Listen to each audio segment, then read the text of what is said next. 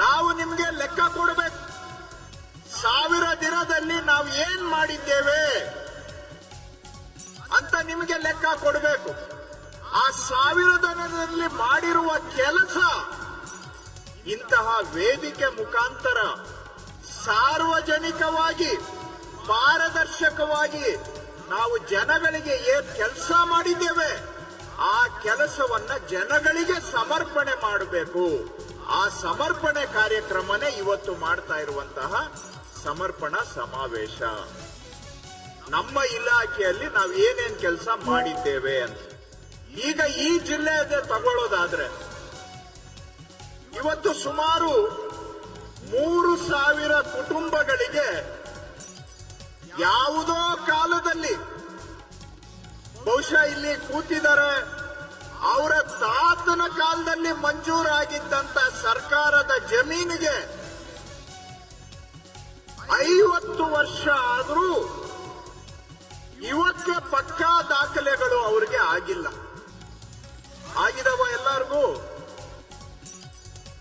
ಯಾರಿಗೆ ಸರ್ಕಾರದಿಂದ ಜಮೀನ್ ಮಂಜೂರಾಗಿತ್ತು ಅವರೆಲ್ಲರಿಗೂ ಪಕ್ಕಾ ದಾಖಲೆಗಳು ಆಗಿದವ?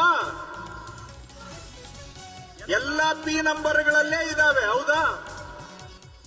ಪಿ ನಂಬರ್ಗಳಲ್ಲಿ ಇದಾವೆ ಅಂದ್ರೆ ಬೋಡಿ ಆಗಿಲ್ಲ, ಸರ್ವೆ ಸ್ಕೆಚ್ ಆಗಿಲ್ಲ, ಹೊಸ ನಂಬರ್ ಬಂದಿಲ್ಲ, ಹೊಸ RTC ಕೂಡ ಬಂದಿಲ್ಲ. ಈ ತರಹ ಎಷ್ಟು ವರ್ಷದಿಂದ ಅವರು ಹಂಗಿದ್ದಾರೆ? 20 ವರ್ಷ, 40 ವರ್ಷ, 50 ವರ್ಷದಿಂದ ಹಂಗೆ ಇದ್ದಾರೆ.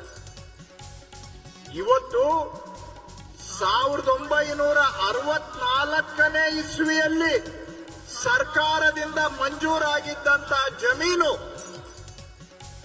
ಅಂದ್ರೆ ಸುಮಾರು 60 ವರ್ಷ ಹಿಂದೆ 60 ವರ್ಷ ಹಿಂದೆ ಮಂಜೂರಾಗಿದ್ದಂತ ಜಮೀನಿಗೆ ಇವತ್ತು ಕೋಡಿ ದುರಸ್ತು ಮಾಡಿ ಅವರಿಗೆ ಪೂರ್ಣ ದಾಖಲೆಯನ್ನ ಈ ಕಾರ್ಯಕ್ರಮದಲ್ಲಿ ಇವತ್ತು ಕೊಡ್ತಾ ಇದ್ದೇವೆ.